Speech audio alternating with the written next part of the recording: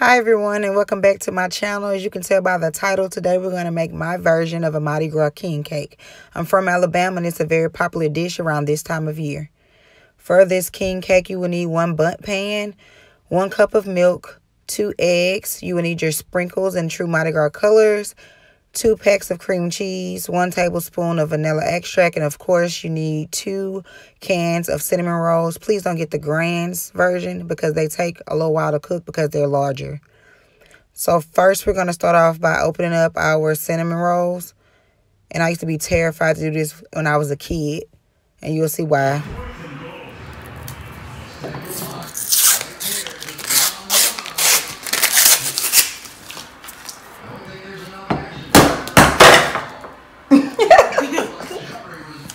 Oh man, I legit thought I was hit.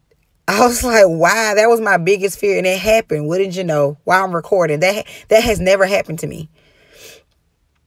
So I'm taking out all the cinnamon rolls and placing them on my cutting board, placing aside the cream cheese mixture that comes with the cinnamon rolls. We're going to use that later.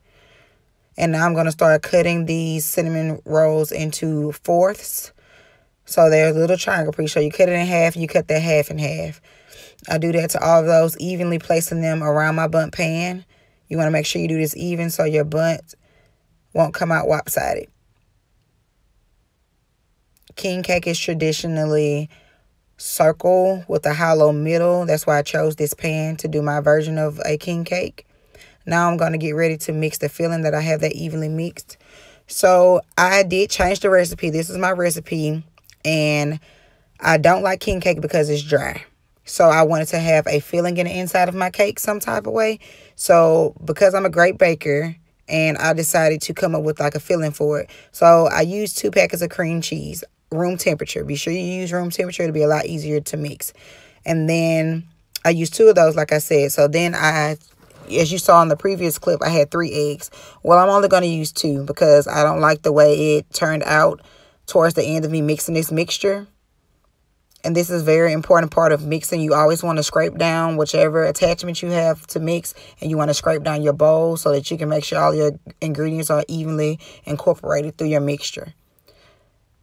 And you always beat each egg 1 at a time. I don't care if you're making cornbread. I don't care if you're making muffins. If it's more than 1 egg, you add 1 egg, you beat it, and then you come back and add your additional eggs, as you see me doing here.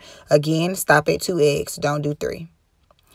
Now I'm going to add my tablespoon of vanilla extract. That's definitely going to stay the same. It was just enough. And then I added my 1 cup of milk. Again, you only need 1 cup of milk. See, even the Lord was trying to tell me not to add this 2nd cup of milk. But no, your girl's hard-headed, and I added the 2nd cup of milk. Here, I'm kind of panicking because I see the mixture is soupier than what I wanted. If I had an extra thing of cream cheese, I could have straightened it out and it would have balanced off if I was able to add it, but I didn't. So I went ahead and did it anyway because I wanted to see how it would come out, because I did have 3 cans of cinnamon rolls. So with that amount of dough, it could have soaked it up. You're going to preheat your oven at 350. And this is how it looked when I first put it in.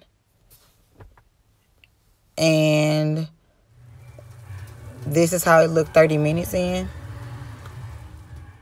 And this is how it looked after baking it for 45 minutes. So you want to bake it for 45 minutes.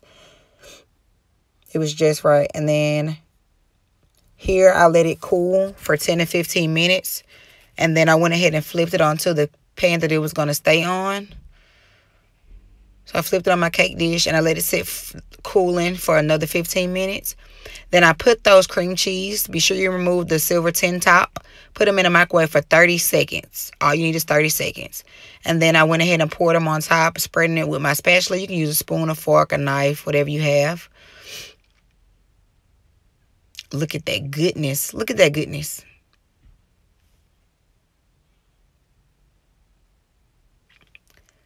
Then I went back and I'm adding my sprinkles and true Mardi Gras colors are purple, green, and yellow.